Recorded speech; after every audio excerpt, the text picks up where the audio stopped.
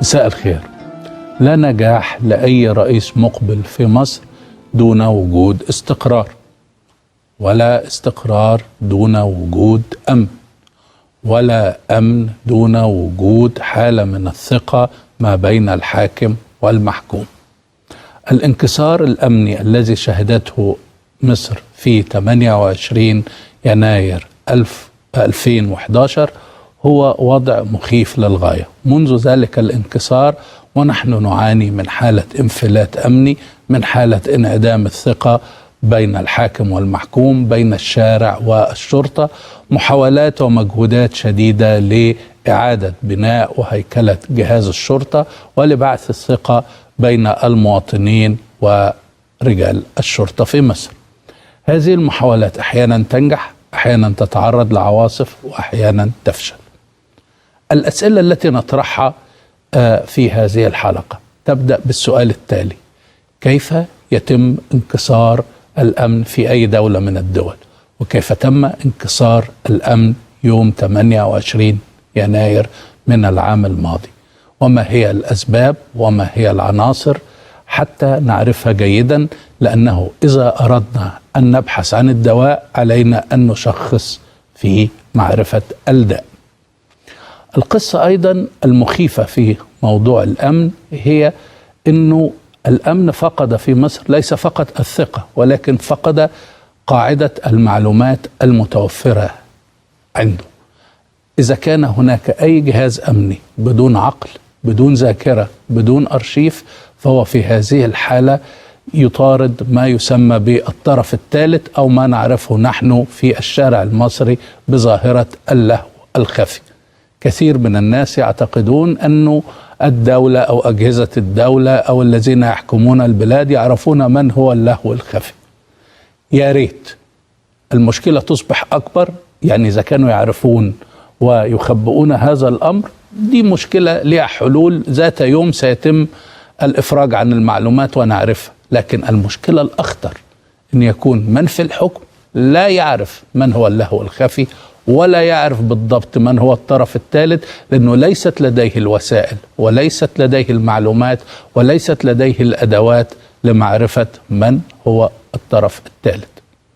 الحالة الوحيدة أنه ما يكونش فيه طرف ثالث أن تكون أجهزة الدولة نفسها هي الطرف الثالث.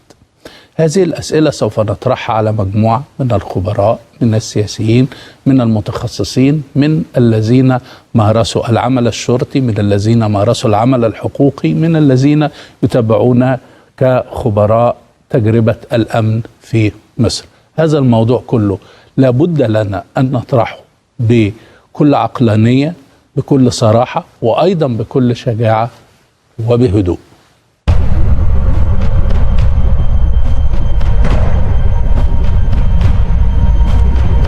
جاء انكسار الأمن الهائل الذي حدث في بدايات الثورة ليمثل حالة من الفوضى وانتشار البلطجة وقطع الطرق ونهب وسلب المراكز التجارية. ورغم محاولات استعادة الأمن التي تكللت بنجاح جزئي في عهد حكومة الجنزوري، إلا أن أحداث بورسعيد وما تلاها كشفت عن أن الأمن لم يعد كاملاً.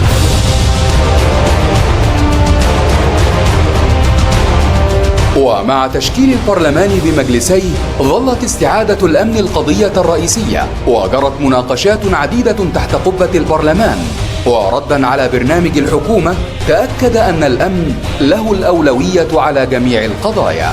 إلا أن أحداثا عديدة كسرت خطوات استعادة الأمن في أحداث محمد محمود ومجلس الوزراء، ومحاولات اقتحام وزارة الداخلية أكثر من مرة. هل يمكن أن يساهم انتخاب رئيس جديد لمصر في عودة الأمن كاملا؟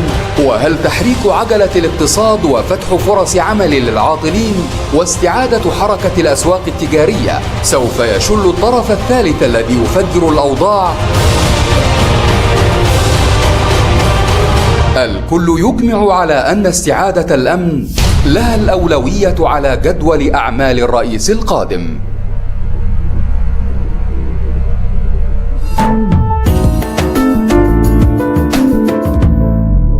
الأستاذ صبحي صالح، وكيل اللجنة الدستورية والتشريعية بمجلس الشعب المصري والنائب عن حزب الحرية والعدالة. يمكن بعد ما رحب بحضرتك ست أستاذ أسأل حضرتك السؤال الأول. حضرتك تعاملت مع الأمن في عدة أشكال. صحيح. متى تعاملت معاه كمتهم أو كمظلوم أو كتير. أحكي لك مراقب؟ أولا أنا مراقب من يوم ما عرفت الإخوان. أنا عرفت الإخوان سنة 76. مراقب بشكل بشع. يعني حضرتك مثلا لما يحصل عندي عطل في تليفون مكتبي الأرضي، تليفون الأرضي بتاع المكتب، أتصل بالأعطال زي بقية الناس، زي اي حد بيتصل بالأعطال، ما يجيليش حد، انا بالذات ما يجيليش حد. فتعبت. كان قبل المحمول، فنزلت رحت السنترال قال لي شوف عامل المنطقه، ما حدش عايز يقول لي حاجه. الولد بتاع المنطقه قال لي يا باشا سيبني في حالي. انا عندي تعليمات ان الخط بتاعك ده يعطل ما يعطلش انا ماليش دعوه. طب تليفون المكتب اعمل فيه ايه؟ والاعطال ممنوع يمسه، غير بقى انه محطوط عليه تنصت او مراقبه. لما ابقى انا في بيتي ويخش لما هو دلوقتي اذا عطلان مش هيحتاجوا تنصت. هو دلوقتي بيتنصت من غير اعطال. لما يجي يخش لي بيتي وياخدني في قضيه، اقول لحضرتك اللقطه ولو انها ما يصحش تتقال على الاعلام لكن هقولها. في سنه 2003 كنا عملنا احنا الاخوان مظاهرات سقوط بغداد. احتجاجات في الشوارع، وقلنا ان مصر شاركت في سقوط بغداد بصوره او باخرى، وعملنا احتجاجات. قابلني ضابط امن الدوله في الشارع وانا في مؤتمر عام، وانا كنت وكيل النقابه ايامها. قال لي اول قضيه جايه اسمك فيها. يعني عايز يقول لي اتكلم براحتك هتدفع الثمن. قلت له خلاص انا اتكلم براحتي وانت بعمل محضر براحتك. يوم 23 بغداد سقطت يوم 9. يوم 23 اتعملت قضيه للمكتب الاداري في الاخوان، انا مش عضو مكتب اداري. اخدوهم بالليل قاموا جايين واخديني على ذمه القضيه اللي انا مش عضو فيها اساسا، وهو يعلم ان انا مش فيها، بس هو حسب الاتفاق اللي بينه وبينه. فتعرضت على النيابه. طبعا اعضاء النيابه والمحامي العام يعرفوني واعرفهم، انا كل يوم مترافع عندهم. فاول ما دخلت فوكيل النيابه قام ضحك، قام قال لي هو جه دورك؟ طبعا مش هقدر اذكر اسماء يعني. قال لي هو جه دورك؟ قلت قال لي انا كنت لسه هقول لك مش لابس الكرافته ليه؟ فقعدت سالني، قلت له انا لا معايا احراز ولا انا ضبطت في حاله تلبس، انا متاخد من بيتي ولا انا عضو في هذه الاداره. فانا جاي ليه؟ قانونا انا جاي ليه؟ قال لي ما انت عارف انت جاي ليه.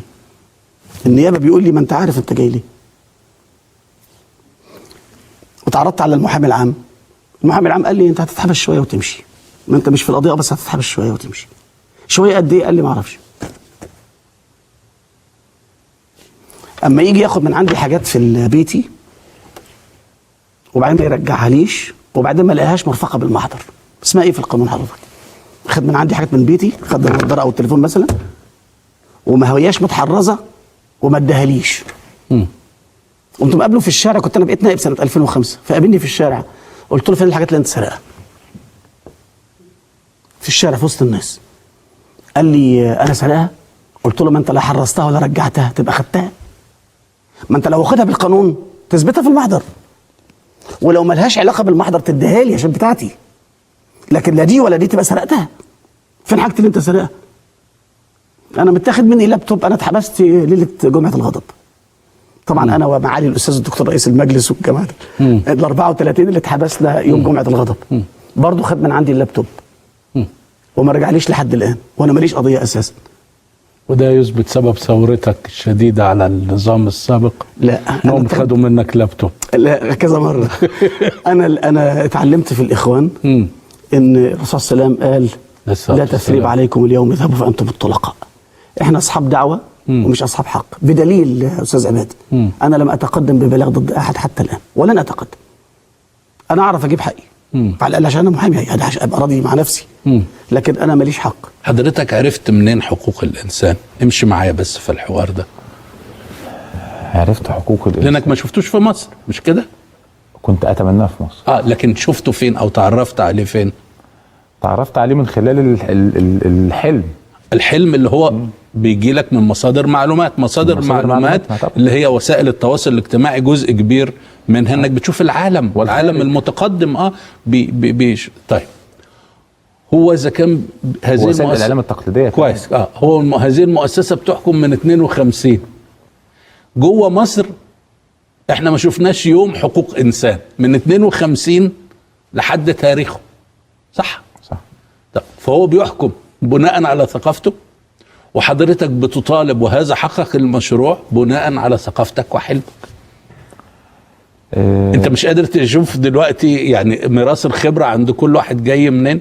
الريفرنس، المرجع. المرجع، بس كان المفترض انا كنت ممكن اتقبل ده اذا كان المجلس العسكري مثلا عمل انقلاب على الرئيس المخلوع في لحظة ما من الزمن وحكم الدولة فيحكمها بهذه الطريقة، كان ممكن أن يكون مفهوم. لكن أنت تحكم بقوة إرادة الشعب، وأنت تحكم على أثر ثورة قامت يوم عيد الشرطة. تنظيم حق التظاهر والإضراب، يعني هناك حق كفلته حقوق الدساتير والقوانين. طيب لماذا لا يكون هناك لائحة تنظيمية يرتضيها الجميع، حتى ما تبقاش يعني تصدر في غيبة حتى الشباب أصحاب حق التظاهر، يعني أنه الجميع تحدث مناقشات في هذا الموضوع ويصدر شكل تنظيم لهذا الموضوع، مكان التظاهر، موعد التظاهر، شروط التظاهر، التظاهر السلمي، متى يصبح التظاهر خارج القانون. رأي حضرتك إيه في هذا الموضوع؟ هو فعلا مداولات جلسات مجلس الشعب خلال اليومين السابقين اشتملت على هذه النقاط، والكل تكلم فيها والكل يعلمها جيدا. أنا من الممكن أن أتشدد بعض الشيء، وتشددي هذا ينبني على وقف التظاهر بصفة عامة لمدة 2 أو 3 شهور. ده رأي حضرتك الشخصي؟ ده رأيي الشخصي. ريثما تستكمل الهيئات الدستورية، انتخاب رئيس جمهورية، انتخاب مجلس شورى، انتخاب المجالس المحلية، هذه 3 شهور، والإبقاء على المجلس العسكري قائما حتى يرد رئيس الجمهورية. والفترة بسيطة جدا، يمكن هي 3 شهور أو 4 شهور لغاية شهر 7. ايه مانع ان احنا نستعجل؟ يعني عايزين نشيل ليه المجلس العسكري؟ وبعدين بعد ما نشيل المجلس العسكري، هل البديل أقوى من المجلس العسكري؟ إذا كان المجلس العسكري موجود والجيش موجود وهناك انفلات أمني، فإزاي هنشيلهم؟ فأنا بقول رأيي الشخصي، قد لا يوافقنا البعض على هذا، أن ألغي التظاهر بصفة عامة حتى في ميدان التحرير لمدة مؤقتة. طب إذا سألك سائل سيدي، تفضل. إنه أنا شهدت مظلمة، شفت دماء سالت، شفت تقصير من الأمن في حادثة بورسعيد مثلا، هل في هذه الحالة أجمد كل اعتراضاتي لمدة مثلا 90 يوم اللي حضرتك اتفضلت بيها؟ أي مظلمة من الممكن حاليا. أولا البرلمان الحالي كل أعضاء بلا استثناء جاءوا عن طريق صناديق الانتخاب، وهذه ديمقراطية لم تشهدها مصر منذ 1952، والكل يشهد بذلك. أنا أصبت، مفيش مانع أن أنا أتواصل مع عضو مجلس الشعب الخاص بدائرتي، وعليه هو رفع الأمر للبرلمان أو رفع الأمر إلى المسؤولين. ومن اليسير جدا في مثل هذه الظروف أن نصل إلى المسؤولين.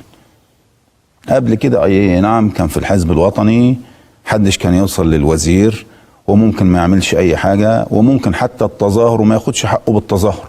لكن دلوقتي تظاهر أو غير التظاهر بياخدوا حقه، وعضو مجلس الشعب فعلا ممثل حقيقي للشعب، عليه رفع هذه المظلمة. ما المانع في هذا؟ وبعدين أنا مش بقول أن ألغي التظاهر لمدة 90 يوم أو بعد كده، أنا بقول 90 يوم لسبب. التظاهر ده كم واحد بيتظاهر؟ 10,000 20,000 30,000. طب ما دي طاقات معطلة، واحنا دلوقتي في حاجة إلى الإنتاج. لما يبقى 20 أو 30,000 واحد، إيه المانع أن هم يشتغلوا في المصانع أو في المتاجر أو في المزارع؟ ده مش كده وبس، ان هم بيعطلوا برضو رجال الامن، وبيعطلوا المصالح اللي بيروحوها او بيحوطوها او يحيطوا بها. فمن الناحيه الاقتصاديه ده عطل. هو دلوقتي لما تيجي تمشي في اي شارع وتلاقيه مقفول، وتلف تاني شارع تاني او تالت او رابع، طب ما انت كده بتوقف الحركه الاقتصاديه معانا كده. يبقى فين بقى ان احنا بندعو للاستثمار وندعو للحركة وندعو للإنتاج وندعو وفي هنا عراقيل قدامنا هيت تحول دون ذلك.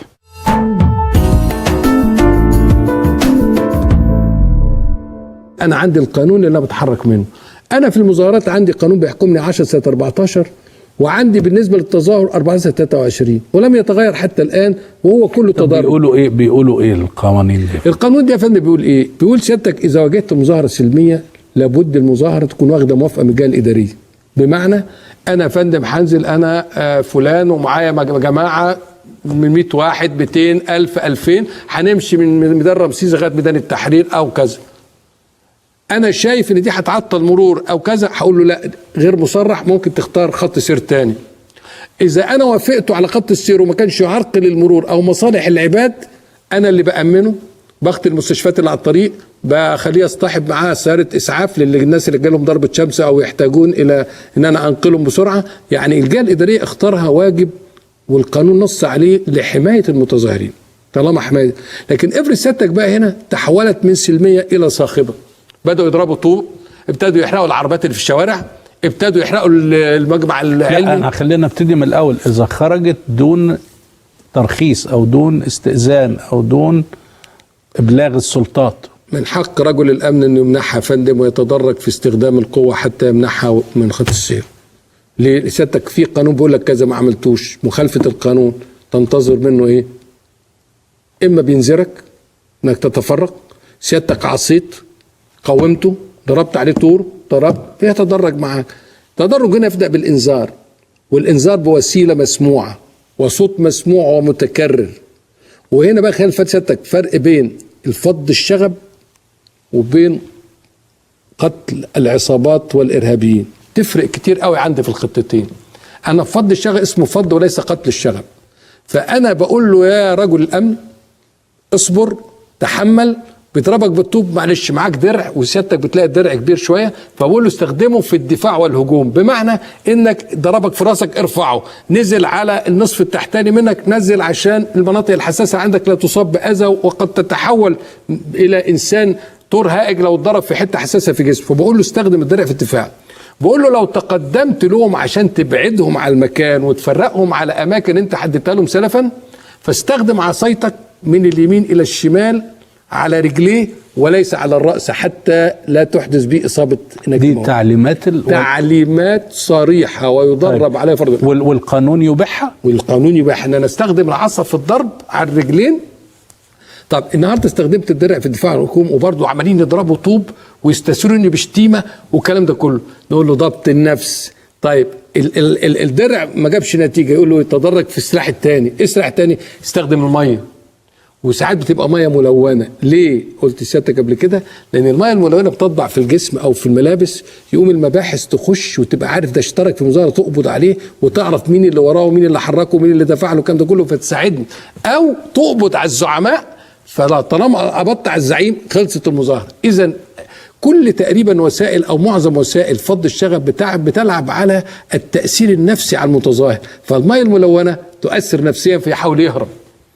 يبقى النهارده لما استخدمت الميه الملونه وعايزه يهرب، انا عايزه يهرب عشان ما اضربوش، يعني نيه القتل مش موجوده، التدرج ينفي نيه القتل مباشره. طيب قالوا الميه ما جتش نتيجه، قالوا استخدم الغاز المسيل للدموع وشوف اتجاه الريح واضرب بكثافه، لان الغاز يصيب بعمى وقتي في الغدد الدمعيه. طالما في غدد دمعيه وهتدعك يبقى هتصيب بعمى وقتي. دي فرصه المباحث تخش تقبض عليهم او يبقى يمشوا، وانا محدد لهم منافذ او 2 أو 3 زي ما انا محدد. خلاص الغاز اكيد في مواصفات كمان لنسب اطلاق الغاز. احنا فندم بنقول بالكثافه، اعمل حساب الكثافه واتجاه الريح حتى لا تسرف في القنابل. لان القنبله ب $65 النهارده. لا انت بتبص ل $65 وصحه البشر وتاثيرها. هي فندم الغازات لا تصيب اكثر من عمى وقتي لمده دقائق، وفي النهارده بعض المواد والميه بتساعد، لكن لا تؤدي الى الوفاه اطلاقا. خلاص؟ الا بقى اذا كان واحد عنده ربو وعنده حاجه صحيه مريض بمرض فالغاز عمل له اختناق، دي قضيه اخرى. اذا الغاز يا فندم ما جابش نتيجه بنقول له اضرب بالاسلحه المطاطيه. ايه المطاطيه دي؟ كانت حديثه، يمكن على ايامنا ما كانش فيه مطاطيه. دي عباره عن طلقات مدكوكه بلاستيكيه بتضرب ببنادق، بتدي زي واحد مدي واحد لوكميه مؤلمه، تعدادها يؤثر عليه في ان هو يصيبه باذى فيحاول يفرنقع ويخلص بمصنع العمليه. اذا الطلقات البلاستيكيه ما جابتش نتيجه، قال له بقى العمليه بتتصعد والعربيات الناس بتتحرق، لا خش على الرش الخفيف الاول اللي هو 12 ثم الرش التقيل 16. قال بقى راحوا حرقوا المحفل العلمي وحرقوا الكلام ده كله، واصبحت النهارده منشآت الدوله مهدده والقانون اصبح في حزب اسود، هيبه الدوله راحت.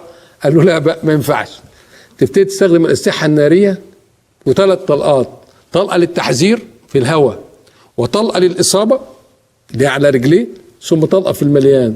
وهنا بنطبق الشرع قبل القانون، لأن الشرع بيقول إنما جزاء الذين يحاربون الله ورسوله ويسعون في الأرض فسادا أن يقتلوا أو يصلبوا أو تقطع أيديهم وأرجلهم من خلاف أو ينفوا من الأرض. ومين اللي يحكم إنهم دول بيحاربوا الله ورسوله؟ يمكن يكون الشرطة التي تدافع عن النظام، هذا النظام هو الذي يحارب الله ورسوله. أنا مع سيادتك يا فندم، بس ما يوصلش بيك تحرق لي منشآت دولة وتكلف الدولة مليارات وملايين الجنيهات، أو تحرق ناس وتموت ناس لا ذنب لهم. النظام أنا معاك بتحاربه لان النظام فاسد، بس يعني ما اجيبش ان انا اواجه الخطا بخطا افدح. وبالتالي لما الشرع قال دي بقى دول اللي يحاربون الله ورسوله ويسعون في الارض فسادا، فحد الحرابه قائم. القانون خد منهم، لان سيادتك عارف ان الشريعه الاسلاميه وفق الماده 2 من الدستور هي المصدر الرئيسي. طلع قانون اعطى حق الدفاع الشرعي لرجل الامن، سيادتك شريطه اللي يضرب بالنار، شريطة أن يكون هو الوسيلة الوحيدة للدفاع عن نفسه عن الغير، عن عرضه عن الغير، ماله مال الغير. طيب إذا انتقلنا لحالة لما يحدث مصادمة ما بين الشرطة أو الجيش ومتظاهرين سلميين، هل بيكون من ضمن برامج منظمات الحقوقية في العالم هو رصد طبيعة نشاط الشرطة أو الجيش في التعامل والتزامه بقواعد الاشتباك التي ينظمها القانون؟ طبعا بالعكس كمان هو بيرصد عشان نشرح للناس بيعمل ايه وبيكون موجود على الارض ولا لا، بياخد البيانات بتاعته منين؟ يعني هي فيها مجموعه اجراءات في الحقيقه، وعشان كده بنتكلم على فكره الثقافه الحقوقيه او الثقافه الاحتجاجيه نفسها. لازم كمان تبقى عند المضرب او الشخص الذي يقوم بالاحتجاج بنفس القدر اللي موجوده عند ضابط الامن. يعني الطرفين لازم ان يمتلكوا هذه الثقافه حتى يمكن ان يتعاملوا معهم. مش رأي حضرتك ان الاثنين مش فاهمين؟ في جزء كبير جدا بيحدث ذلك. يعني بصرف النظر من الضارب ومن المضروب، بالظبط، لانه بيختلط الحابل بالنابل. مفيش قواعد تظاهر ولا قواعد اشتباك. بالظبط، وعشان كده دايما الحاجات بتقول هو مين اللي ضرب؟ طب مين اللي ضرب اول طوبه؟ يعني طب هل كانت قنبله الغاز الاول ولا الطوبه اللي كانت الاول؟ ويحدث اختلاف حوالين هذا الموضوع وتضييع القضيه. الأمر يجب أن ينظم، يعني قانون لتنظيم مسألة الاحتجاج يجب أن يضع هذه الأسس في الحقيقة. دور منظمات حقوق الإنسان في هذا الموضوع أمر غاية في الأهمية، لأنها يفترض أنها هي الطرف المحايد في الموضوع، وبالتالي هي ترصد موقف كافة الأطراف في حدوث هذه الاشتباكات في مستوى العالم كله. بدل ما تلعب لعبة أي طرف ضد اي طرف، تحاول ان هي توعي الطرفين. بالظبط، وده في الحقيقه كان ابتدى يحدث يعني لكن بشكل يعني بسيط جدا للغايه. يعني في دورات كانت تعقد في اكاديميه الشرطه وتقدم للضباط حوالين مفهوم حقوق. المجلس القومي لحقوق الانسان عقد العديد من الدورات، لكن الامر ليس مجرد دورات، يجب ان يوضع قانون وان تنشر الوعي بهذا القانون لدى قطاعات كبيرة، عشان وانا بحتاج ابقى عارف ان انا محتاج اروح اقدم طلب، وان انا هلتزم بالاحتجاج بتاعي من فترة كذا لفترة كذا وفي المساحة الفلانية، وبالتالي محدش يقدر يحتك بيا لو خالفت هذه التعليمات. ويبقى دور الامن في الحالات دي تأمين هو تأمين هذه حقه في التظاهر بالظبط. لكن مخالفتي لهذه التعليمات او مخالفتي هي تضعني تحت طائلة القانون وتضعني تحت طائلة يعني المساءلة القانونية.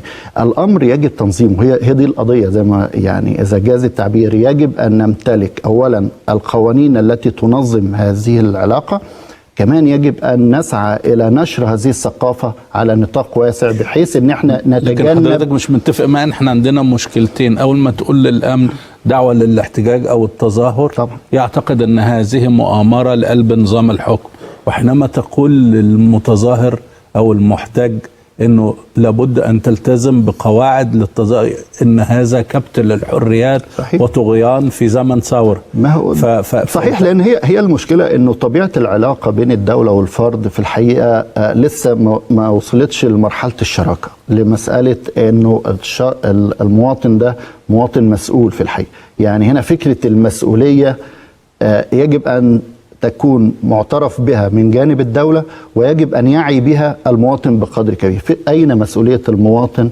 تجاه دولته؟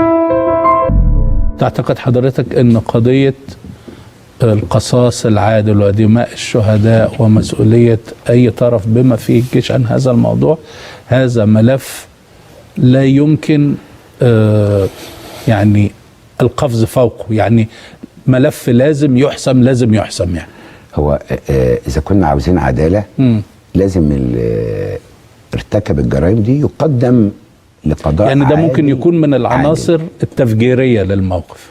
بص، مفيش حاجة تفجر الموقف في مصر أكتر من الاستعلاء على دم الشهداء، أو إن احنا نستعلي على أوجاع الجرحى وأسرهم. من أول لحظة وأنا بقول عالجوا ملف الشهداء والجرحى معالجة تليق بكرامة المصريين. اللي ليه بكرامة المصريين إن مفيش دم يهدر ومفيش جريح يترك، والشهيد وأسرته والجريح وأسرته المفروض يبقى التعامل الأدبي والمعنوي والمادي معاهم يخليهم، لأن هم شهداء أكرم منا جميعا، يبقوا هم كمان في أوضاع اقتصادية واجتماعية أفضل منا جميعا. ولو أن حكومات ما بعد الثورة نفذت هذه القيمة البسيطة تنفيذ جد ومباشرة وبطريقة مباشرة وجد وبأرقام مالية تليق، مش الأرقام المتهافتة التي لا يرضى عنها أحد اللي هم بيقرروها، وبطريقة تعامل إنك بتعامل أسرة شهيد أو جريح.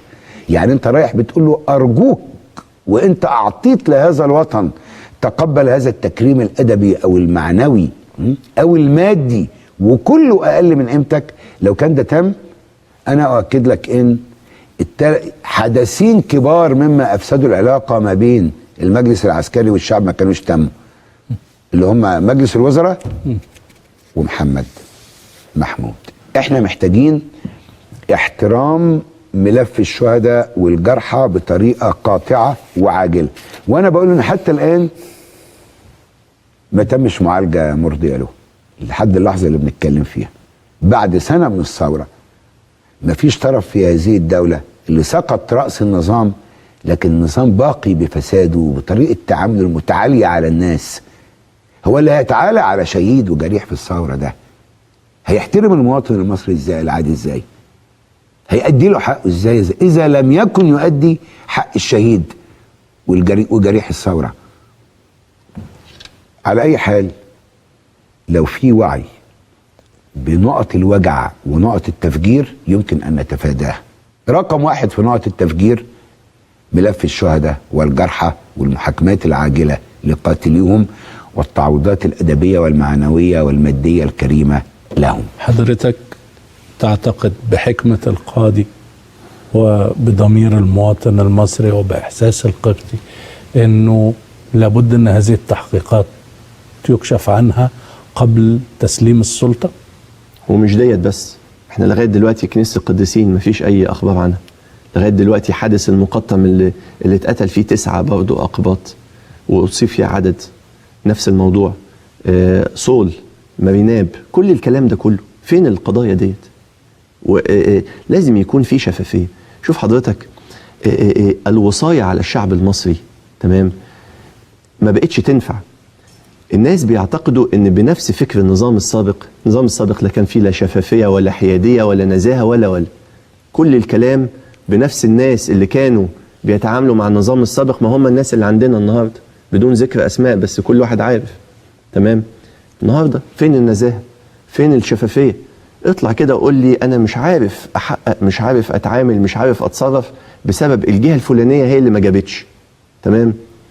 فيحدث يعني اخر كلام قبل الذكرى السنويه لحادث كنيسه القديسين، رفعت السماعه واتكلمت مع احد الاشخاص المهمين جدا في النيابه العامه، وسالته قلت له الناس كلها عايزه تعرف والكنيسه عايزه تعرف ايه اللي حدث في من تطور في التحقيقات علشان نطمن الناس.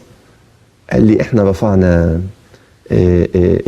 طلب لمكتب وزير الداخليه، يعني هي موجوده على مكتب وزير الداخليه شخصيا، وهو النهارده المنوط بيه ان هو اللي يقول لنا التحريات، لكن كل حاجه واقفه.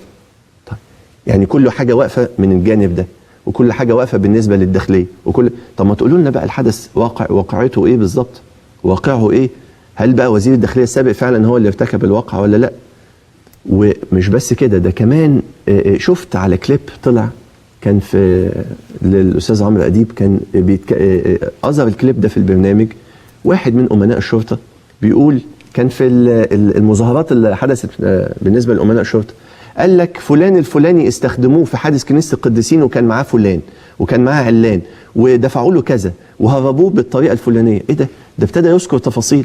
طب هل الراجل ده حد جابه وحقق معاه ولا لا؟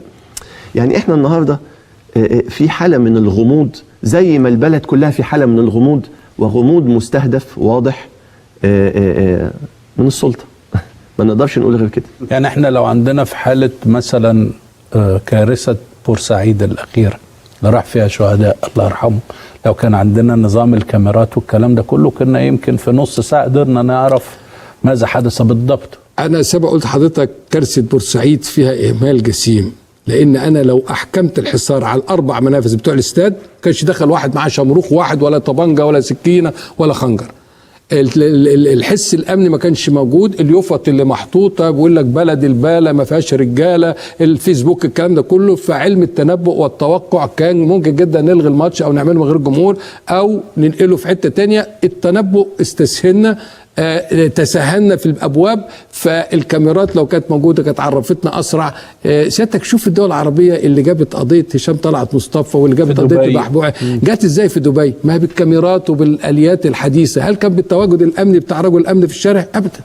النهارده لابد تسحب سيادتك كل رجال الامن اللي موجودين دول، وخاصه بتجد رتب لواءات وعمداء وبتاع، وبتضيع هيبه الشرطه في تواجدهم الشوارع. لا ما ينفعش الكلام. دول سيادتك يروحوا اماكنهم وتمركزاتهم، عشان الحلقه الاولى في الامن هو التواجد الحقيقي واستقبال الجمهور في المراكز والاقسام والعمل على هذا الشكوى. اما الشوارع دي تحكمها كاميرات، تحكمها بوابات في الكنائس وفي البنوك، كل ده يتحط على غرف عمليات الاقسام، ثم ندفع بالدراجات البخاريه ذات السرينه، العربيات ذات الجنود المسلحه اللي بتبقى بقياده ضابط ولا سلك على غرف العمليات.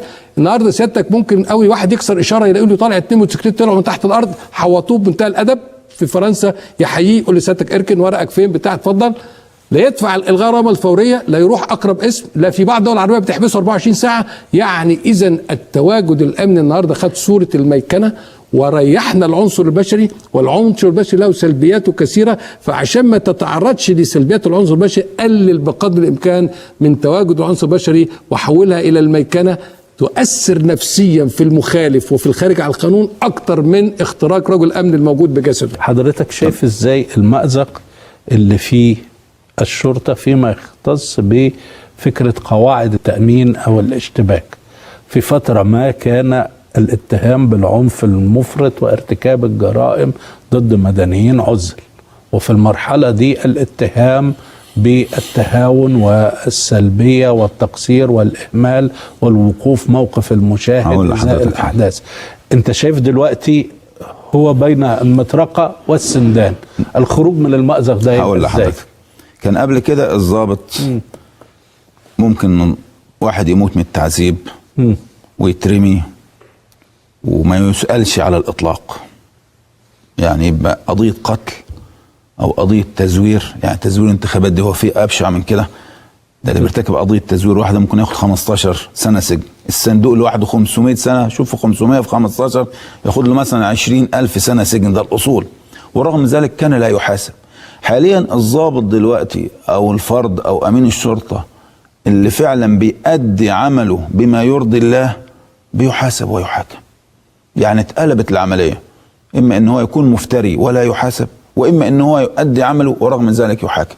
يعني فرضنا بعض المتظاهرين دخلوا مركز من المراكز ودخلوا عشان يستولوا على السلاح والذخيرة. أمين الشرطة اللي واقف قال له ابعد يا ابني، مش راضي يبعد، ضرب طلقتين في الهواء ما فيش راضي يبعد، فضرب واحد موته، بيتحاكم. طب هو قضية السؤال الفيصل في كل هذا الامر يا فندم، عشان اعذر جالي، القانون بيقول ايه؟ يعني الفيصل في هذا القانون بيديله حق ان اي واحد يعتدي على اي منشأة حكومية ان يتم التعامل معه بالسلاح، وهناك درجات بالنسبة لاستخدام السلاح بالنسبة لرجال الشرطة.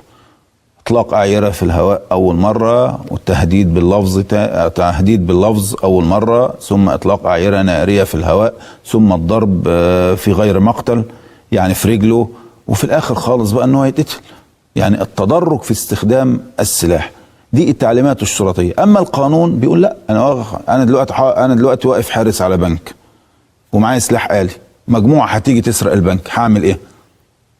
ما هو لازم اتعامل معهم بالسلاح ولازم يتقتلوا ما دام هم اللي حطوا نفسهم في هذا الموضع. ما اقولش بقى صور وبياخدوا فلوس بنك وبياخدوا كذا، لان واجب ان انا كده. حسب فهمك كمان الموقف الشرعي ايه يا فندم غير القانوني؟ والموقف الشرعي يؤيد هذا. هو الشرع لا يختلف مع القانون في هذه المسائل على الاطلاق، لا يختلف معها على الاطلاق. ولذلك اللي انا بقوله، واحد بيتظاهر في ميدان التحرير بدون الاعتداء على الاشخاص، لا خلاص ده يتظاهر، ضربه او اصابته لابد ان يحاكم. لكن واحد جاي يعتدي عليا في مبنى اسم او مركز او يستولي على سلاح وانا قتلته، يعني حتى بعد محاكمته اذا ثبت عدم وجود اي امور اخرى سوى هذا، لا يحكم عليه بالبراءة. في الحالة الثانية دي الثوار داخل ايه تاخد سلاح من هنا، لانه هو اساسا لو تكاسل واتسرق السلاح منه وما ضربوش بالنار، هو الاصول بقى يتحاكم في الحالة دي انه تقاعس في اداء واجبه. يعني هي العملية فعلا عاملة زي الكلمات المتقاطعة، تجيبها من هنا ولا نوديها هنا، في خطوط فاصلة دقيقة جدا. الامن في ظل حكم الغالبية فيه للأحزاب ذات الصبغة الإسلامية، يعني الإخوان والسلفيين، كيف يكون؟ يعني ممكن نتخيل الاقتصاد في ظل الإخوان والسلفيين، في ظل حكومة يقودها هؤلاء، لكن الأمن في ظل هؤلاء هيبقى شكله إيه؟ مؤسسات محترفة، لا يوجد حل آخر. يعني المشكلة الحالية، حضرتك بتقول التصور الأمثل ولا اللي هم هيعملوه؟ اللي المؤسسات بتفكر فيه دلوقتي شوية، واللي هو لو اتعمل عكسه هيعمل مشكلة أمنية جوه المؤسسات الأمنية. يعني استعادة الأمن يبدأ استعادة مؤسسات الأمن في الأول، مؤسسات الأمن اللي هو طول ما المؤسسات ده مهزوزة. إنما أتصور إن لو الناس كلها عقلاء وعايزين فعلا يستعيدوا الأمن، هتبدأ مؤسسات الأمن تنفصل عن الجهاز السياسي. بمعنى الإخوان في البرلمان بس ما همش في الجيش، ما همش في الداخلية، ما همش في الأمن القومي، ما همش في المخابرات العسكرية. دي مؤسسات تبقى محترفة، هتبقى محترفة، لها معايير مستقلة، لا تخضع للي بيجي كل 4 سنين أو لا، زي الFBR. ممكن الحكومة الجديدة تعين رئيسها، او حتى CIA الحكومه اللي جايه جديده اللي فازت في الانتخابات تعين رئيس. طيب لما يجي تعين رئيسها ويجي رئيس الحكومه ده من الاخوان، لكن لسه جهاز الامن ما نجدهوش، مش ممكن يستعين بشباب الاخوان زي ما شباب الاخوان حمى البرلمان وحمى التظاهرات؟ ممكن ينزل ويبقى هو قوات خاصه، مش عايز اقول ميليشيا. اخطر سيناريو في مصر ان يبقى عندنا دوله داخل دوله دلوقتي في الوقت الحالي. يعني ان الجيش يبدا يتاثر، ثم الداخليه تبدا مش قادره تستعيدها في الوقت الحالي، رغم انها بدات كانت تستعيد نفسها في الفتره دي. فيبدا هيظهر لك الحاجات البديله، اما شركات الامن لو في مجتمع غربي، او هيظهر لك الدوله اللي داخل الدوله. الدوله اللي داخل الدوله بصراحه الاخوان. يعني هتبدا الشبان، هتبدا تشكل عناصر معينه لحمايه الاحياء، وممكن ده ما يكونش من قبيل التآمر، ولكن يكون من قبيل الضروره. يعني الظروف بتضغط ان هي يبقى الحل كده. لا، هيبقى عندنا كانتونات باريس. يعني هتلاقي كل حي عمل نفسه جمارك. يعني ما هو اللي حصل مع بورسعيد وقبل كده بين الاسماعيليه والشرقيه، يقول لك العمال ما تدخلوش هنا، لا ما تشتغلوش هنا، ارجعوا تاني. بتاع بورسعيد مش هودي الاتوبيسات، انت ما تجيش عندي كمان. هتبدا يعني هيسيطر على كام؟ هل عنده مثلا مليون؟ لو هتحط الجيش كمان جنبيها، عايز ميليشيات زي ما لبنان ما كانش في جيش في الجنوب، ففي قوات حسن نصر الله يعني حلت محلها. بس شفنا قوات حسن نصر الله بتاخد القرارات اللي هي شايفاها وفقا لاعتباراتها الخاصه، والدوله اوقات تضرب. يعني فانت لو بدات تحل اي عناصر مسلحه، مش هقول اخوانها او غيره، اي عناصر مسلحه مدنيه بموازاه او كبديل لسلطه الدوله، اتصور هنلاقي مشكله كبيره جدا. ما فيش حد هيقدر والقوه زي قانون سي كده، العرض بيخلق طلبه. يعني القوه بتخلق احتياجاتها. يعني هي اتشكلت عشان حمايه الاحياء، او كارت الجريمه المنظمه، او زي ما بعض الاخوه السلفيين بيتكلموا على انه بعض الجرائم هنا انما اول ما تشكل بتبدا تخلي لها وظائف جديده غير الوظائف اللي هي اتشكلت على اساسها. طب وزاره الداخليه، دور الشرطه في حكومه مقبله جديده يقودها التيار الإسلامي، كيف ستكون مختلفة عن وزارات الداخلية السابقة؟ ومفهوم الأمن ومفهوم الشرطة كيف سيختلف؟ هو كناحية مبدئية مفهوم الشرطة السابق من ناحية النظرية كان كانت عملية صحيحة، يعني زي ما القانون المصري قانون والدستور قانون، إلا أن تفعيله أو تطبيقه هو الذي عارض الحقيقة. بالنسبة للشرطة الفترة اللي فاتت، يمكن وزارة الداخلية كان كل همها تأييد النظام الحاكم على حساب أمن المجتمع أو على حساب أمن المواطن. يعني كل إمكانيات وزارة الداخلية كانت مسخرة لهذا الأمر. يعني أمن النظام وليس أمن الوطن. وليس أمن الوطن. وزارة الداخلية القادمة بإذن الله هيبقى أمن الوطن وأمن الدولة مقدم على أمن النظام، وبإذن الله هيتم تفعيله بهذه الصورة. قبل كده كان كل القادة معظمهم من أمن الدولة، يعني ضابط في أمن الدولة، تنه شغال في أمن الدولة، بعد ما يطلع يمسك رئيس مصلحة، يمسك مدير أمن، يمسك كذا، والرئيس بتاعي كان بيبقى جاي من أمن الدولة وما عندوش فكرة عن أي حاجة خالص. أقعد أشرح له يقول لي لا هي كذا ومشي كذا. يمشي أمن الدولة، يجي تاني واحد من أمن الدولة، وكأنهم هم دولت يعني أهل الثقة فعلا لا أهل العلم. لكن احنا بالنسبة لوزارة الداخلية بإذن الله تعالى القادمة هيبقى أهل العلم لا أهل الثقة، وإن كان يحوز أهل الثقة وأهل العلم إيه المانع؟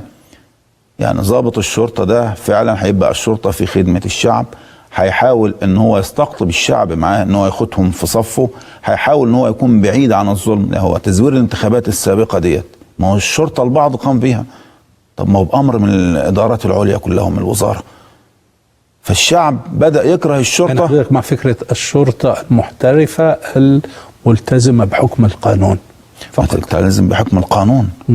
لابد أن تلتزم بحكم القانون، وتكون يعني في حالة استقلال عن الأهواء. الأهواء الشخصية. طبعا. عن الأهواء الشخصية. يبقى وزير الداخلية ماليش السلطة القوية التي كانت من ذي قبل. يعني كان بيدي أوامر خاطئة ومخالفة للقانون ومخالفة للدستور ومخالفة للواقع ومخالفة لكل شيء، ورغم ذلك يتم تنفيذها، وإن لم يقم الضابط بتنفيذها يعرض نفسه للعقاب. سؤال، اتفضل. رأيك الشخصي، وإذا كنت تعرف رأي الحزب فيه، وزير داخلية مصر المقبل في حكومة يقودها التيار الإسلامي، يكون ممكن أن الإخوان أو حزب الحرية والعدالة يطالب بهذا المقعد لنفسه لأنه هذه وزارة سيادية ذات أهمية، أم أنها ليست من القضايا المهمة؟ يعني عادة في الحكومات اللي بيبقى فيها حكومة ائتلاف أنه من له الأغلبية يسعى إلى الوزارات ذات الأهمية من وجهة نظر الداخلية والخارجية والدفاع. وهذا أمر مفترض. ولو فرضنا جدلا أن حصل اتفاق على وزير الداخلية من حزب الحرية والعدالة والأحزاب الأخرى، هذا يبقى أفضل. إيه المانع؟ أنا معجب بذلك. أفضل دائما دي معاك. بدل أن يستأثر حزب الحرية والعدالة بنفسه في اختيار وزير الداخلية القادم، يعني يتم هناك وضع أجندة خاصة بشروط ومواصفات وزير الداخلية. حضرتك المشهد ده لما لا؟ لا، أنا ما بقولش لما لا، لأنه عادة يعني كان المشهد السابق يعني إنه حينما يدخل أحد من الحرية أو من الإخوان إلى مبنى وزارة الداخلية يدخلوا معصوب العينين يعني، وداخل سجن مباحث امن الدوله في لازغلي. وده حقيقة. فتتخيل دلوقتي ان يدخل رجل فاضل خبير يعني، ومن الباب الرئيسي تفتح له البوابات ويصعد الى يعني مكتب وزير الداخليه ويجلس على مقعده. على فكرة أنا عايز أقول لحضرتك حاجة، كلمة أولية. معظم ضباط الداخلية ضباط ولاد ناس فعلا، أكتر من 95% منهم مختارين وأكفاء وعلى صلة بالدين والتقوى والإيمان والبعد عن الظلم، إلا أن القلة القليلة التي تظهر على الساحة والتي بطشت هم هؤلاء هم أذناب النظام يعني دي السابق. تجربتك حضرتك؟ دي تجربتي فعلا. قد إيه في الشرطة يا فندم؟ يعني ما يقرب من 30 سنة. فعندك طبعا خبرة عميقة يعني. أيوة، يعني بيبقى مثلا الاسم فيه 20 ضابط بالنقط، 20 ضابط دول فيهم ضابط أو 2 ده بيبقى مفتري وظالم، هو ده اللي بيبقى ظاهر، والباقي محدش يعرف عنهم أي حاجة خالص، وساكتين فعلا، محدش يعرف عنهم أي حاجة خالص، ومغلوبين على أمرهم. يعني في واحد كان بيشتغل 20 ساعة غير ضابط الشرطة، وخاصة ضابط المباحث، وبلا أجر وبلا مزايا وبلا أي شيء خالص، بأكتر من 20 ساعة. دكتور أيمن، يمكن سؤالي بيركز في المرحلة الأولى حول العلاقة أو تاريخ العلاقة المتشابكة ما بين منظمات المجتمع المدني وأجهزة الأمن في مصر، ما بين التفكير الأمني أو التفكير البوليسي القائم على فكرة المتابعة أو المراقبة أو الحجم، وتفكير أو نظام منظمات المجتمع المدني اللي هو البحث والإفصاح ومحاولة رصد الأمور بشكل كمي والتوجيه والتطوير والإصلاح في أمور كثيرة جدا. طبيعة العلاقة بين الطرفين تاريخها شكله إيه؟ يعني التاريخ كان دايما قايم على فكرة عدم الترحاب، وقايم على فكرة الشد والجذب، وقايم على ضرورة وجود هذا النمط من الجمعيات، لأنه هذا النمط من الجمعيات من الأنماط الضرورية لتحديد مكانة الدولة. ملفات حقوق الإنسان وأن تكون الدولة حريصة على موضوع حقوق الإنسان أصبح يعني سمة عالمية، مش خاصة بمصر بس، لكن على المستوى الدولي أيضا. هو يعني مصر بمكانتها لا كانت يعني تستطيع أن تتجاوز هذا الملف، لكن البدايات في الحقيقة كانت متعثرة. يعني البدايات لو خدنا في الاعتبار أنه المنظمة المصرية لحقوق الإنسان تأسست في 1985 خدت مشروعية حقيقية لأنها قعدت تشتغل يعني تحت التأسيس إلى غاية عام 2002 مرورا بالقوانين اللي طلبت بإعادة تأهيلها، لكن كانت يعني بتشتغل تحت التأسيس. بتشتغل تحت التأسيس. غالبية الجمعيات الحقوقية بتشتغل خارج نطاق قانون الجمعيات الأهلية، ودي كان جزء من التحايل للخروج من تحت عباءة الإشراف الجهة الإدارية ممثلة في وزارة التضامن، ومحاولة الحصول على التصاريح الأمنية، لكنها اشتغلت بمنطق الشركات. وده في الحقيقة كرس فكرة غياب القانون، لأنه أوجد ما يسمى بالعرف في العلاقات أكثر من فكرة القانون، رسخ فكرة تتجاوز قيمة القانون وما يترتب عليه من يعني تنظيم للعلاقات على أسس حقيقية وأسس ثابتة.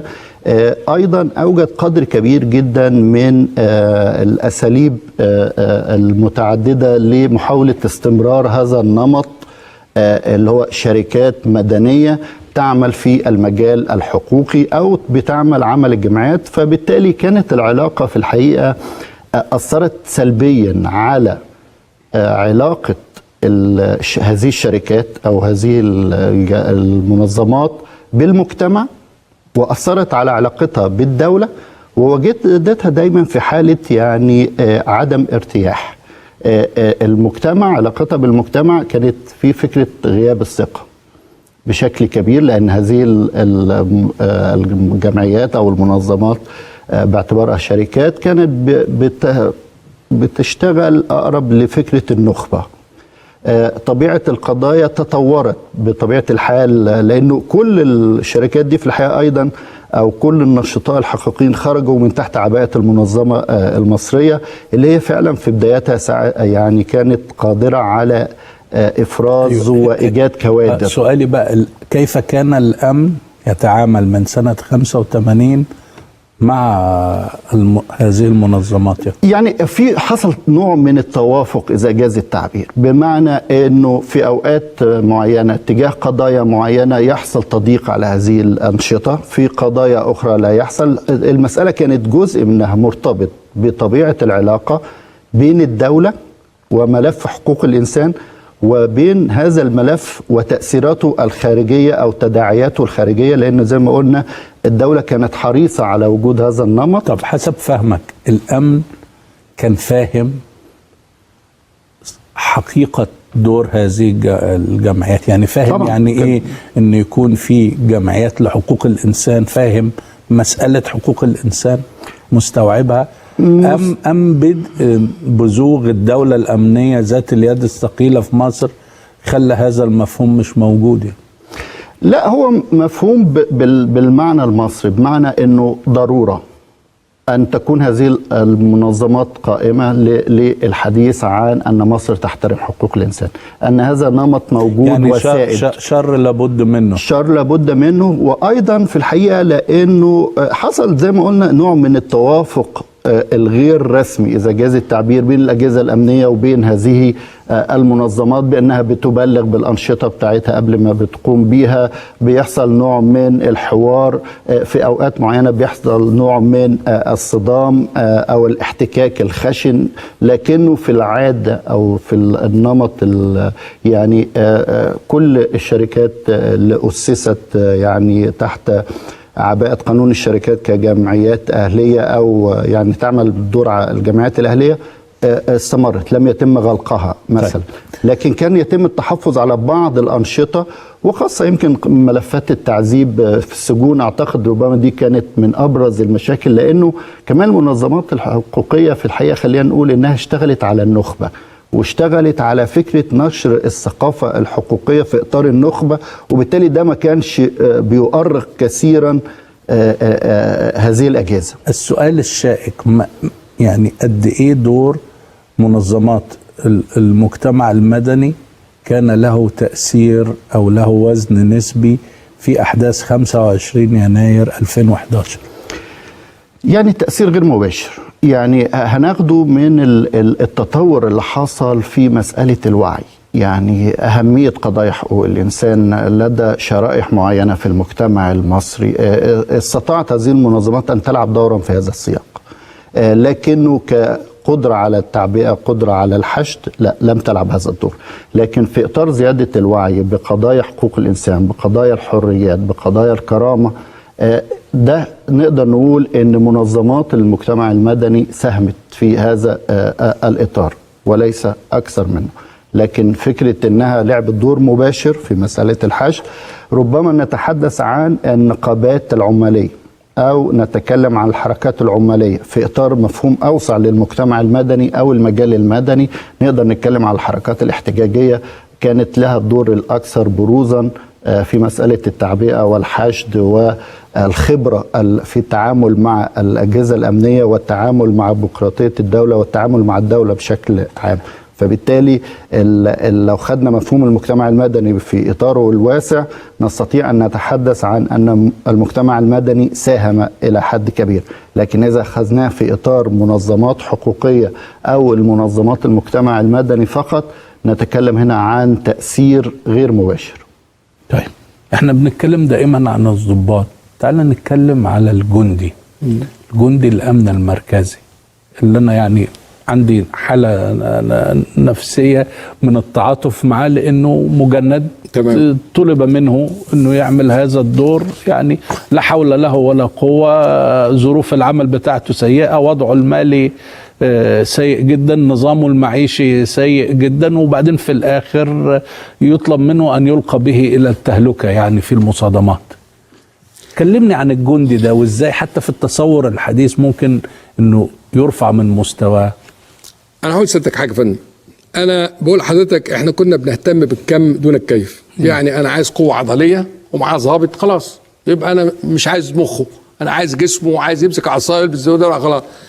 الكلام ده هو الفرق بين حرب 67 بالنسبه للقوات المسلحه و73. 67 و73 كان حاجتين: عنصر بشري انتقوه من خريج الجامعات والحاصلين على بكالوريوس الهندسه والطب والكلام ده كله، ناس ارتفعت بالثقافه بتاعتها، ثم مكنتم الكترونيات الاسلحه فتعادلت مع العدو. لان انا لما بخش مع العدو انا في 4 حاجات تخليني اخد قرار الحرب او لا، وتقدير الموقف ده هو اهم البنود، وتقدير الموقف ده يشمل 4 حاجات: انا مين، خصم مين، مسرح العمليات، الاسلحه المتاحه. إذا كان في تكافؤ، إذا أردت أن تكسب بنسبة 100% عليك أن تعرف نفسك أولا وتعرف عدوك ثانيا. إذا أردت تكسب بنسبة 50% اعرف نفسك واجهل عدوك. إذا أردت أن تفشل بنسبة 100% اجهل نفسك واجهل عدوك. ده اللي حصل 67. برقبتي يا ريس، مش برقبتي يا ريس، دخلنا مظاهرة سياسية وليست حرب قتالية. شفت سيادتك الجيش اتعمل في إيه والهزيمة. ال 73 الفرق بين 67 و 73 إدارة، قيادة، آليات، اللي هو علم الإدارة بقى، في الاستخدام الأمثل للطاقات البشرية والاستغلال الأمثل للإمكانيات المادية بقصد تحقيق هدف بأقل وقت وأقل جهد وأقل تكلفة وأقل خسارة ممكنة. يبقى هم فعلوا علم الإدارة في 73، وعشان كده ليس للإنسان إلا ما سعى وسعيه سوف يرى. أعتقد إحنا حققنا كان أول انتصار على اليهود من 48 كان في حرب 73. نفس ما حدث في تغيير الفكر لابد يحدث في الشرطة. طب كلمني على الجندي بقى، تعمل إيه مع الجندي؟ تحلل بقى سيادتك من سياسة الكم إلى الكيف. بلاش المجموعات الكتيرة، بلاش ال 166، خليهم 100,000، خليهم على مستوى الجمهورية 60,000، بس هات نسبة أفراد متعلمة تتعامل مع الميكنة، تتعامل مع يعني الكاميرات. هو المجند ده فن بيكون مؤهله ايه؟ احنا بناخد مقاتل مسلحة بعد ما ياخدوا خالص بناخد فرز 4 5 6، انا مش عارف بالظبط ايه، انما بناخد فرز بعديهم. هم طبعا الاولى لانهم بيتعاملوا باليات وحاجات عايزه على الاقل يكون معاه اعداديه، ثانويه عامه، حاجات كده يعني. اما انا يا فندم كمني بتعامل مع الميدان فما بيشترطش، فبضطر طب هل ده قرار سليم؟ يعني دي من المنبع، يعني على قد فهم المحدود خطأ يعني.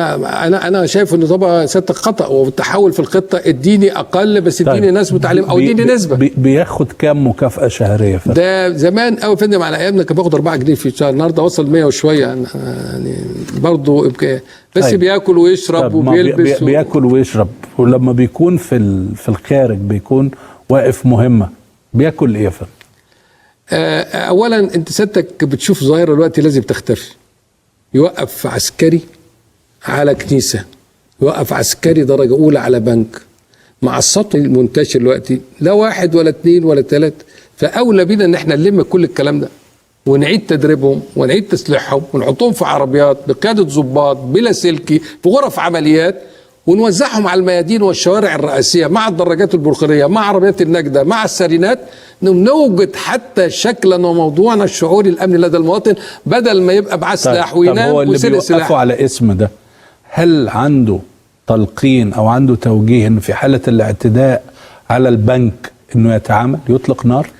انا اشك في هذا فن بامانة ربنا. السؤال الثاني، هل هو معاه ذخيرة لاطلاق نار؟ لا، هو ده بس فندم بأمانة ربنا واقف ديكور للردع يعني لأنه بيقول لأي حد ممكن يفكر أو تسول له نفسه سرقة البنك أو الاعتداء على المنشأة إن في شرطة هنا. لكن في حالة حدوث التعامل الفعلي ده يبقى نكبع الشرطة أكتر من نجدة الشرطة، لأن هيتاخد منه سلاح، وإذا كان معاه سلاح وأنا دي مشكلة، السلاح ده يهز المديرية ويهز الوزارة، فانا عشان الم الكلام ده كله مع النهارده اللي بيهاجم النهارده مين؟ عربيه بينزل فيها 3 4 مسلحين بالآلي وبيقول لك سيادتك بعد الاسلحه اللي ما جت لنا من ليبيا دلوقتي بقت ضد الطيارات فاعتقد ان احنا لازم نتغير. انا ما زلت برجع تاني للجندي لان هو الاساس. طبعا. بياكل ايه يا فندم؟ اولا عندنا بياكل وجبات ساخنه، واذا كان في عمليات هيطلع بره فساعات بتجيب له وجبات جافه، لكن في بعض العمليات اللي في المنطقه المركزيه يعني اكل كويس، اكل ادمي بحق الله، اكل ادمي وفي تطور مستمر.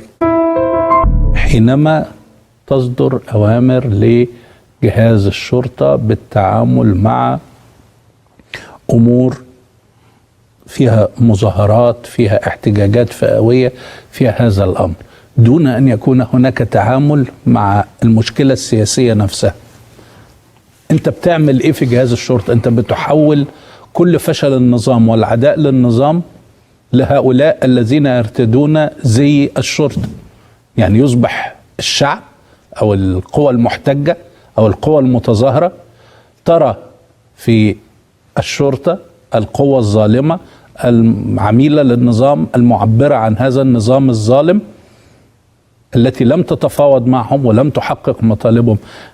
ألا ذلك يجعل يعني نوع من إضعاف حتى الفكرة الهيبة أو الثقة في جهاز الشرطة؟ ده بيخليها تنكسر أو تنهار تماما للسبب. يعني ضباط الشرطة المخضرمين شوية فاهمين، كان دايما يقولوا تعبير ان احنا نعالج مظاهر لا نعالج ظواهر، وبالتالي احنا بنتعامل مع المظاهر العنيفه لاي ظاهره موجوده. وحتى كان الفكر ده استقر في مصر بشكل كويس في التسعينات في موضوع الارهاب، ليس قضيه امنيه لكن قضيه بنقول لها بجوانب اعلاميه وثقافيه ودينيه والكلام ده، انما لها مظهر امني يجب التعامل معاه في الاخر.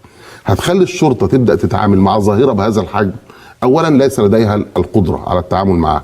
يعني حتى في الامن العام العادي خالص، لو قدره الشرطه على السيطره قايمه على ان في 10% من المواطنين بيخالفوا المرور في تعدية الشارع، انما لو بقوا 20 مش هتقدر، لو بقوا 30 بالتاكيد مش هتقدر، لو بقوا 50 انهار النظام، الاوردر نفسه انهار.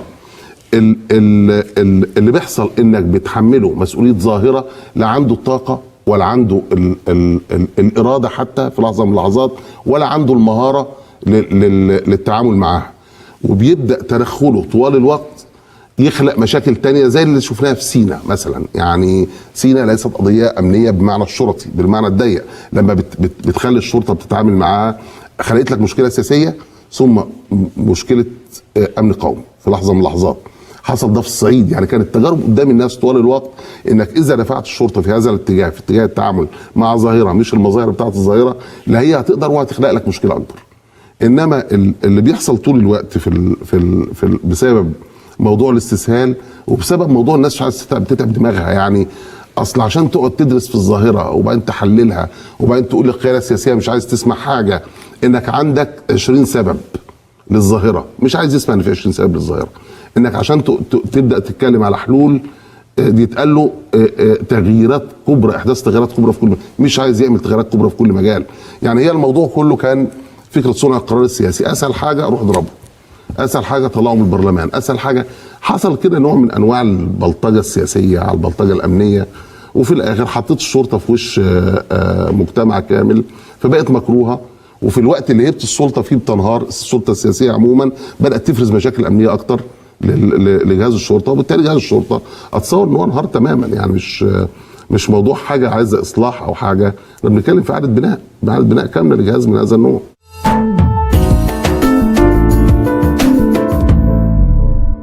كيف يمكن أن يمارس سيف القانون وهو الأداة اللي في إيده الجهاز انكسر؟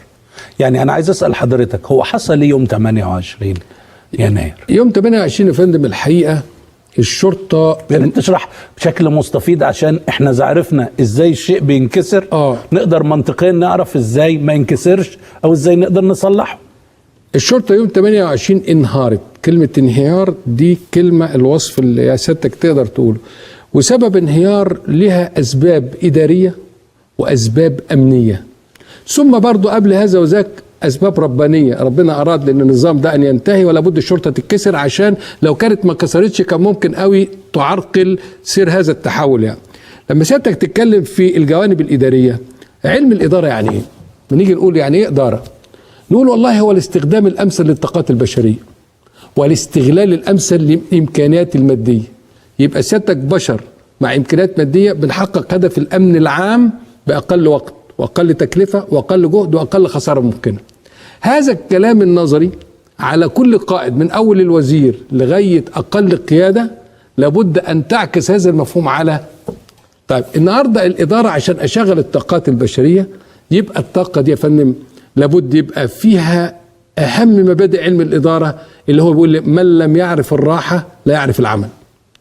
الضباط والعساكر والامن المركزي قعدوا قبل يوم 28 3 ليالي لا نوم ولا راحات ولا اكل ولا كل الكلام ده كله. وسيادتك وده السبب الاولاني ان سيادتك بتشغل تشغيل لا ادمي يتعارض مع ابسط مبادئ علم الاداره. انت النهارده نازل عمليات يعني لازم الفرد والضابط نازل مهيأ واخد راحته نايم كويس واخد المهمه كويس تطورها احتمالاتها كل ده يبقى اسمه التلقين. انا اتصور انه ما حصلش لان ما سمعناه ان كل عسكري كان بتبقى 3 ليالي ما نمشي في القوات. الحاجه الثانيه ما نيجي بقى ندور على الاسباب الفرد والضابط عنده مشاكل جوه الجهاز تخليه يفقد انتمائه للجهاز وللبلد وللخدمه كلها. يعني سيادتك اول حاجه انه مش حاسس بالعداله الوظيفيه بدءا من اختياره في كليه شرطه الى لغايه ما بيطلع على التقاعد. ففاقد الشيء لا يعطيه، وبالتالي تستطيع ان تطلب من الضابط انه يعكس العداله في الشارع او يعكس. الحاجه الثانيه هو راجل تشغيل ما بيروحش بيتهم، طالع من الكوره رايح خدمه التشريف، الرئيس ابن الرئيس حرم الرئيس مش عارف طالع فين، فالوقت كله النهارده للامن. طب ايه العائد بقى يا فندم؟ طب سؤال، هو حضرتك في النهايه عشان ما نبقاش بنظلم او بنؤيد يعني ضابط الشرطه، هو لما بيجي يخش كلية الشرطة لك أستاذ في كلية الشرطة بتجرد شديد جدا، هل ما يتلقاه هذا الضابط وهو طالب في طول سنوات دراسته يؤهله أن يكون الضابط الذي تتمناه اللي هو بمفهوم الشرطة العصرية، أما زال ما يتلقاه اللي هو بالمفهوم القديم اللي هو ثبت إن احنا مش قادرين نتعامل بيه دلوقتي؟ الحقيقة يا فندم النظام اللي موجود دلوقتي وهو ان احنا من سنة 57 دخلنا نظام الليسانس اللي هو ليسانس القانون وفقا للائحة جامعة عين شمس. فالضابط بيتخرج مع ليسانس القانون معترف بيه زي خريج عين شمس. هتسألني سؤال، هل لما ياخد ليسانس القانون بمحاضراته بالكلام ده كله أثر على الأمن؟ مما لا شك فيه أثر كتوقيت لكن لما جت الدراسة طب نلغي الليسانس، طب نعمل ايه، طب ناخد من خريجين الحقوق على مستوى الجمهورية ويقعد 6 شهور يتخرج من الأول. الدراسات المختلفة والمتباينة أدت إلى أن كل منهما له إيجابيات وله سلبيات. كيف ترى ما يحدث الآن من العودة لحالة انكسار أمني مرة أخرى، مخاطر؟ ده سؤالي الأول. السؤال الثاني هو له علاقة بأثر هذا الانكسار الأمني على وضعية ملف. احنا طول الوقت بنتكلم سياسة لكن ما بننتبهش أثر ذلك على الاقتصاد وعلى لقمة العيش. نعم، كلمة انكسار أمني كلمة أعتقد في محلها وفي مكانها الصحيح. الأمن في النهاية مش أفراد، الأمن دي حالة. لو الناس لذلك النبي صلى الله عليه وسلم قال من أصبح منكم آمنا دي حالة مجتمعية دنيا بحذافيره، آمنا في سربه معافا في بدنه عنده قوت يومه، فكأنما خلاص حيزت له الدنيا بحذافيره. الكلام ده حتى قبل مصله بكثير. دي حالة مجتمعية. الحالة دي الآن بتنكسر، مش فرد الشرطة اللي بينكسر. طب ما هو لو ضج فرد الشرطة ما هو هيخلع ملابسه العسكرية أو ملابسه الشرطية وخلاص وهينضم إلى صفوف المواطنين. أنا عندي حالة الهلع اللي بتنتابه المواطنين، حالة فقدان الثقة في بعضهم البعض. الطبيعي أن يبقى في مشاكل ما بيني وبين جاري، بس لما أنا يصل بي التفكير إن أنا لو عملت الجاري ده محضر هيبقى زي قلته وأنه لن يمنعه من الاعتداء علي، الحالة دي حافة هاوية تنذر بشريعة غاب. فمن من مصلحته أن نصل في مصر إلى صومال جديد، ربنا يعافيهم يا رب، بلقان جديد، أو عراق جديد؟ من يريد ذلك للبلاد؟ فلو انكسرت هذه الحالة المجتمعية نصبح للأسف الشديد على حافة هاوية. انكسار بقى الشرطة، انكسار الشرطة، واضح أن الداخلية لا زالت تعاني من مشاكل، وأن تراكم المشاكل، أنا هتكلم كلام يعني بلغة علم إدارة، تراكم المشاكل ده ما بيتحلش في لحظة واحدة، ده مش كلام إنشاء، ده كلام علمي. يعني إيه ما بيتحلش في لحظة واحدة؟ العقيدة نفسها اللي بيربى عليها فرد الشرطة لغاية لما يطلع، دي محتاجة علاج على المدى البعيد.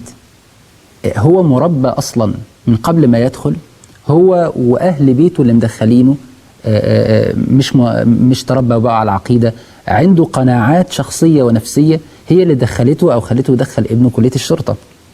القناعات دي محتاجة تغيير. قبل الثورة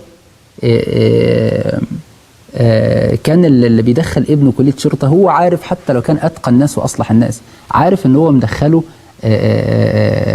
هياخد من وراء دخوله كلية شرطة سلطة ووجاهة وعز وجاه في المجتمع.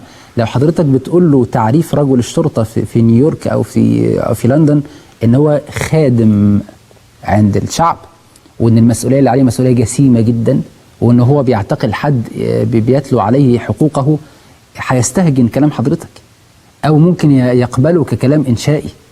إنما وصلنا في وقت من الأوقات إن كلمة الشرطة في خدمة الشعب بقت بتثير حساسية عند الجهاز الأمني لدرجة إنه شالها. فالعقيدة دي عشان تتغير ده كلام محتاج علاج على المدى البعيد. فاللحظة الراهنة حتى لو أنا لقيت إن رجل الشرطة نفسه انكسر أو ضاق ذرعا باللي حصل معاه، أو هو من جواه بيكتم حزنا دفينا، ما أقدرش أنا ما بين يوم وليلة العقيدة نفسها تتغير. ده أمر محتاج علاج على المدى البعيد. إنما أنا بتكلم بقى على المدى القصير. الآن في مشكلة في الداخلية، في مشكلة. المشكلة بتتمثل في إيه؟ ما بعض الشر أهون من بعض. في شر كبير جوه الداخلية اللي هو القيادات اللي أولا تربت على الولاء للعدلي، وأعتقد أن كلمة الولاء نفسها هتتكسر لو العدل يتحكم عليه. فيبقى ده أول نقاط العلاج. لو عجل بمحاكمة العدل محاكمة سياسية بغض النظر عن الناحية الإجرائية، مش معقول يكون العدل سنة كاملة بيتحكم في 3.5 مليون وكلام تافه زي ده. لو حكم محاكمة سياسية وانتهى الأمر بالنسبة إليه، الولاء ده هينكسر إلى حد كبير. يتبقى عندنا مشكلة تانية، الخوف من أن يكون القيادات الكبيرة في السن، الخوف أن كل واحد فيهم يصبح أمثولة كما كان العدل من قبل أمثولة، فبيقاتل بشراسة باستماتة أن لا يتحول الوضع عما هو عليه الآن، أو على أمل أن يعود الوضع على ما كان عليه من قبل، اللي هو الدولة البوليسية اللي هو يتنفس فيها الصعداء من جديد. عنده مشكلة في أن يبقى فيه مدني بيراقب عليه، وفكرة أنه تعود 30 و40 سنة على أسلوب معين في الشغل، فيستحيل الآن أن يقبل، هو يرى ذلك، أن يقبل على كرامته أو كبريائه أن يراقب من المجتمع المدني. المشاكل دي تحتاج لعلاج سريع وحاسم. أثر انكسار الأمن بمعنى حدوث فراغ أمني في البلاد، حسب ما التاريخ علمنا والتجربة المصرية علمتنا، بيكون أثره إيه في ارتباط شرطي حتى في أداء البورصة نفسها. 4 حاجات مباشرة على الاقتصاد والبورصة. تراجع في سوق المال في مصر، فإذا كانت الناس لا تأمن على أنفسها في بيوتها، فهل تأمن على استثماراتها ده مال؟ ثانيا، موجة تحويل من العملة المصرية إلى مخازن جديدة للقيمة، سواء كانت بقى الدولار أو اليورو أو ذهب أو حتى ماس كما هي الموجة الجديدة. 3، إيقاف تام بالنسبة للنشاط الاقتصادي في المناطق اللي هيكون فيها انفلات أمني، لأن الناس مش هتكون آمنة لإجراء هذا النشاط، وده معناه زيادة في البطالة، انخفاض في الناتج المحلي، انخفاض في الدخول، زيادة في الساعيين للبحث عن لقمة العيش، وده معناه ان احنا ممكن نخلق فوضى اجتماعية كاملة. العنصر الرابع، بهذا الشكل وبهذه الآلية تفقد دوما ثقة رجل الشارع وثقة المستثمر وثقة من هو قادر على أن يعيد معك من جديد بناء المنظومة الاقتصادية. وبهذا الشكل تتحول الأمور إلى فوضى في الاقتصاد. دائما هناك منظومة في شكل مثلث جميعها تؤثر في بعضها، الأمن، السياسة، والاقتصاد. إذا اختل أي عنصر أو أي ضلع من أضلاع هذه المنظومة فكلا الضلعين الآخرين هيختل بنفس القوة وبنفس الشكل. الاقتصاد أكثر حساسية من السياسة، لذلك بيكون دايما تأثره أكثر عمقا وأطول فترة. استعادة الثقة دائما ما بتأخذ وقت طويل جدا، قد تشمل الأحداث يومين 3 4، ولكن استعادة البناء الاقتصادي قد تمتد إلى شهور وقد تمتد إلى سنوات.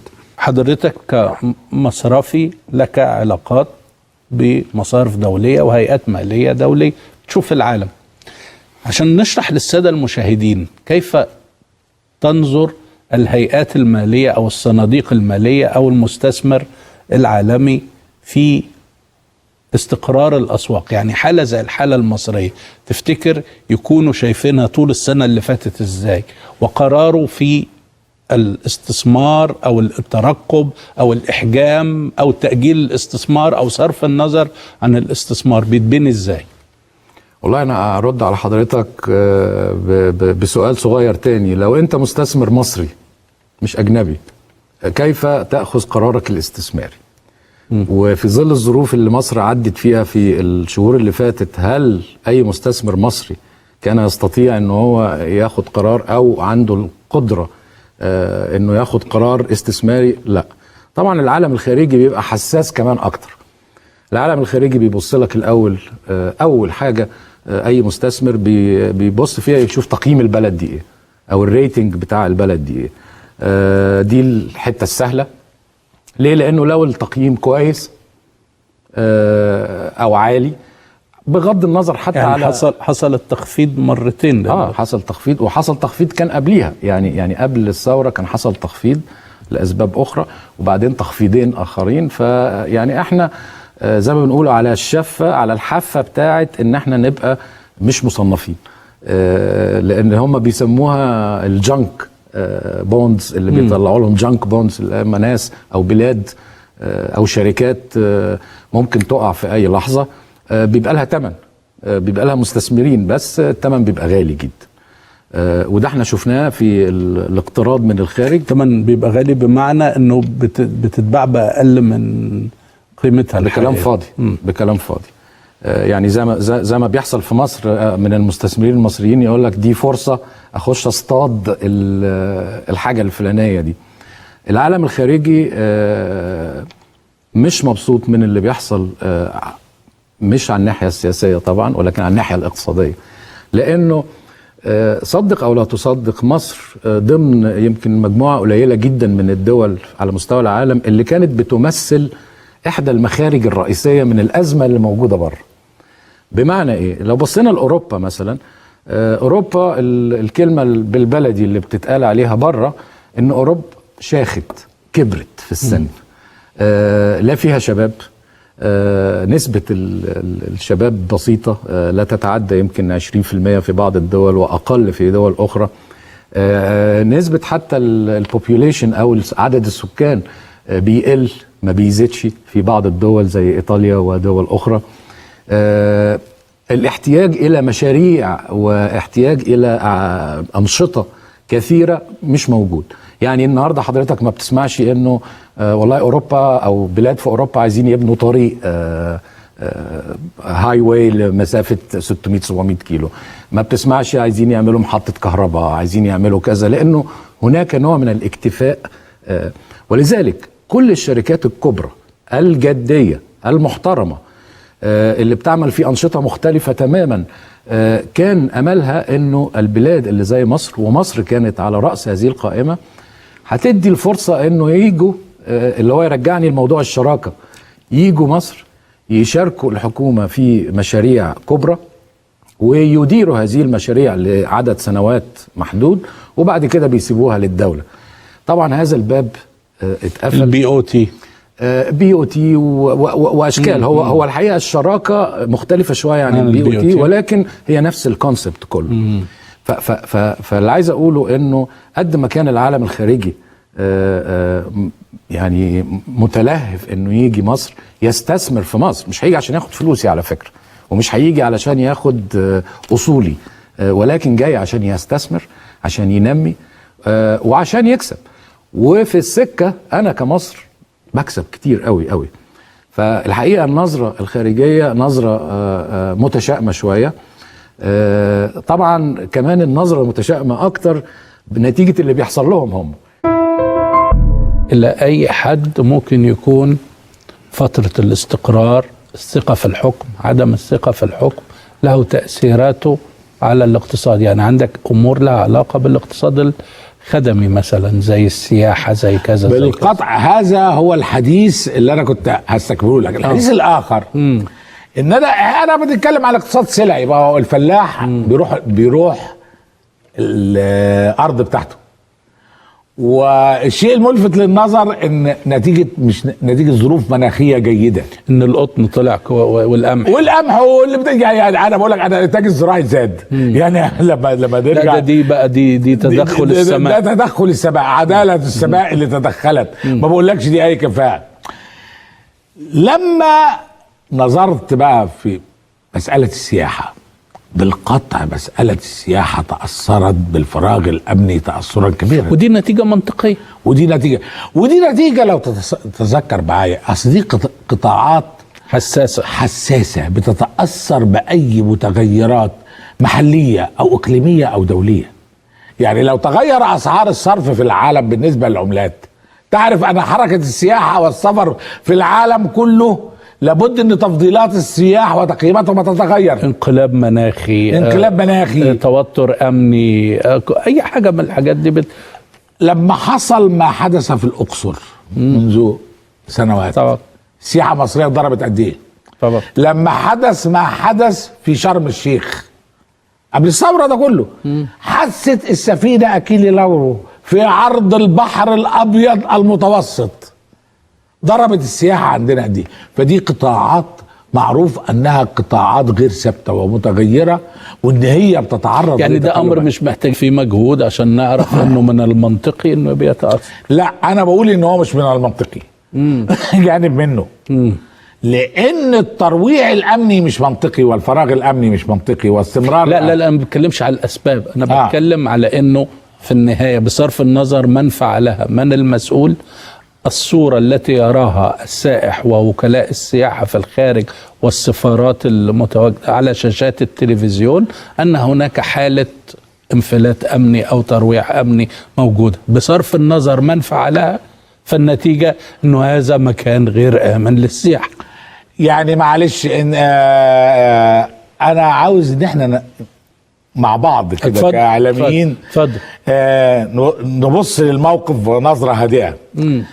احنا وصلنا في اوائل الثوره لان الثوره كانت سلميه. طبعا. وكان الصوره المتحضره لها هي الغالبه عليها وعلى كل افعالها، وكان ممكن تبقى مزار، وحدث انها مزار. ما انا عاوز اوصل لك ان كل من كانوا يزورون مصر من المسؤولين وغيرهم من السياح ايضا كانوا ياتون الى ميدان التحرير، وكانوا ياتون الى مصر عشان ينظروا في الشأن العام في الحركه والنشاط، عشان يختبروا مدى تحضرك ويختبروا معدن وطبيعه هذا الشعب.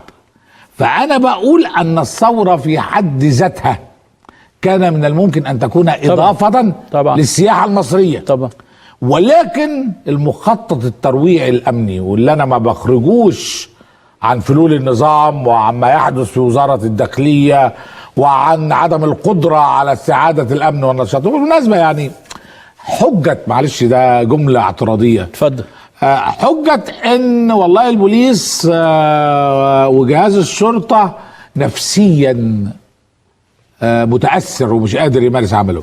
انا بقول لهم انا برضو كاعلامي، وانا كاعلامي واحنا كاعلاميين، الاهرام كل يوم بيجي قدامه ناس يقول لك الكذابين همت، وما يقال في الميادين الثوره عن الاعلام وعن مهاجمه الاعلام عموما كان من الممكن ان يجعلنا ان احنا نفسيا نتحجج بحجه ان الناس مش متقبلانا وان الناس بتشتمنا. فهل جرؤ احد منا ان يمتنع عن اداء عمله؟ لم نجرؤ، لان هذه مسؤوليه. العمل مسؤوليه، لا يمكن التحجج للحظه واحده بان هناك من ينظر لي نظره بعين الرضيه مثلا. يعني كلام عين الرضيه ده ما ينفعش على الاطلاق. انا عاوز استكمل بقى الاقتصاد، اقول لك انا في الجانب المالي بقى ده المهم. يعني ده كل الكلام ده بينعكس في مؤشرات رقميه، في ايرادات، في دخل محقق. يعني بالمصري البلدي لما تشد الدرج اخر النهار، ايوه، في فلوس قد ايه؟ في او مفهوش او فاضي او فاضي. فانا ايضا استغربت جدا من الحقائق. هل تتخيل انا بحساباتي كرجل اقتصاد كده مجرده وانا قاعد في مكتبي هقول ان الناس متخوفه على المستقبل جدا من المستقبل، وان احتمالات المستقبل الضبابيه اللي احنا بنتكلم عليها ستؤدي طبيعيا الى سلوك انساني طبيعي حذر، ان الناس فلوسها جوه جيبها وما تطلعهاش. مظبوط. وبالذات الاغنياء طبعا، وبالذات رجل الاعمال، مش لانه بس عاوز يكتنز ماله وحريص على ماله، لانه مسؤول عن اداره منشاه، فهي ديت التزامات المنشاه وادارتها هي همه الاول. فبالتالي ان يدفع التزاماته للدوله هيكون همه ايه؟ الاول، مش الاول، الثاني والثالث. بتتكلم على الضرايب، على الضرايب انا بقول ما دفعتهاش النهارده هدفعها بكره. ما انا ما طرتش، لكن الاجور يوم 30 من الشهر ما يقدرش. الماده الخام اللي عاوز يشغل بيها المصنع عشان المنتج النهائي ما يقدرش ان هو ما يدفعهاش. فكانت المفاجاه الكبرى ان تعرف فتره تقديم الاقرارات الضريبيه من يناير الى ابريل ارتفعت الحصيله المقدمه عند تقديم الاقرار الضريبي بنسبه 12%.